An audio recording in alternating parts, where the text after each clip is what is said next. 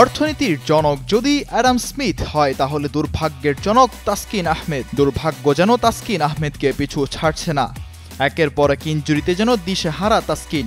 Injury, তার উপর অস্ত্রোপচার, সবকিছু মিলিয়ে এবার অধিনায়ক হবার রেস থেকেই ছিটকে গিয়েছেন তাসু। গোড়ালির চোটের কারণে সংযুক্ত আরব আমিরাত ও পাকিস্তানের বিপক্ষে সিরিজের স্কোয়াডে রাখা হয়নি তাসকিন আহমেদকে। এই চোট থেকে সেরে উঠতে মাসখানেক সময় লাগবে। লন্ডনে বিশেষজ্ঞ চিকিৎসক দেখানোর পর তাসকিনকে 1 মাসের পুনর্বাসন প্রক্রিয়ার মধ্য দিয়ে যেতে বলা হয়েছে। বিসিবির প্রধান চিকিৎসক দেবাশিস চৌধুরী আজ জানিয়েছেন তাসকিনের চিকিৎসার সর্বশেষ অবস্থার কথা।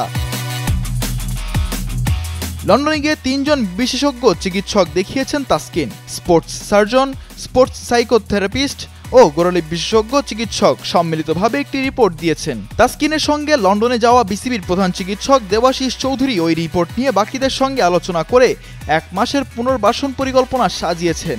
গত বছরের অক্টোবর থেকেই গোড়ালিতে ব্যথা অনুভব করছিলেন তাসকিন। সেই ব্যথা নিয়েই ম্যাচও খেলেছিলেন তিনি। তবে ধীরে ধীরে ব্যথা বাড়তে থাকে, যা এক পর্যায়ে সমস্যা তৈরি করে বোলিংয়েও। এরপর 27 এপ্রিল লন্ডনে উড়াল দেন তাসকিন।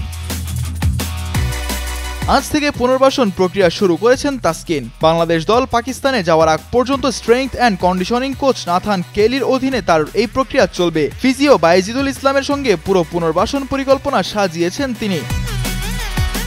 চোটের কারণে ঘরের মাঠে জিম্বাবুয়ের বিপক্ষে টেস্ট সিরিজে খেলতে পারেননি তাসকিন।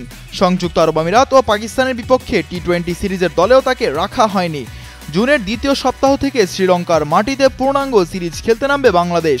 ওই মাসের প্রথম সপ্তাহেই পুনর্বাসন প্রক্রিয়া শেষ হওয়ার কথা তাসকিনের। তাই শ্রীলঙ্কা সিরিজ দিয়েই তাসকিনের ফেরার সম্ভাবনা বেশি। মিজানুর আশিক, কালের কণ্ঠ স্পোর্টস।